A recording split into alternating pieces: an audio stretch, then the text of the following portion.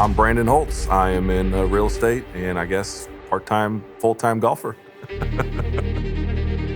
Grew up in Bloomington, Illinois. You name it, we were interested in it. Anything sports related. Golf, baseball, basketball, football, soccer, tennis even, and then played basketball in college. Basketball was just always, pedal to the floor. Got to a point where I was just a little heavier, a little older. Things didn't move the way I wanted them to move. I needed something to keep me going, right? Golf was that route. The mid-am was great. I went out there not with the highest of all expectations, but I knew if I played well, that I would have a chance. And really the goal was to make the cut. I finished like 22nd or something. Got me into match play, and then, it was just kind of one-on-one, mano-a-mano from there. My dad's a big mentor of mine. He's the one that got me into sports.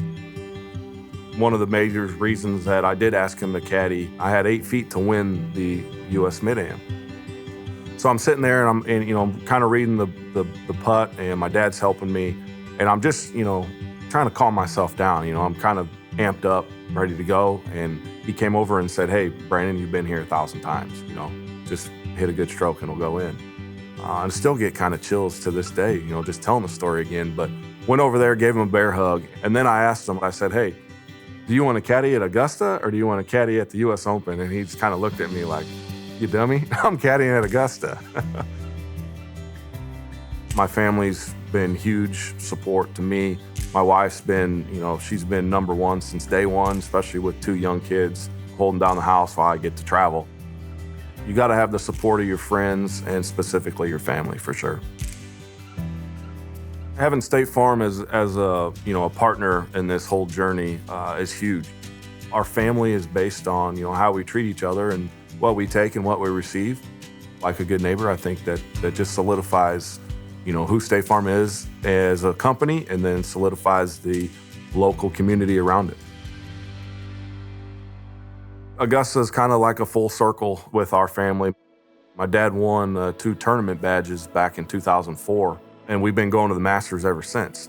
The funny story, the fun times, the laughing and joking was always, walking the grounds and, asking what's behind that rope, what's in that building.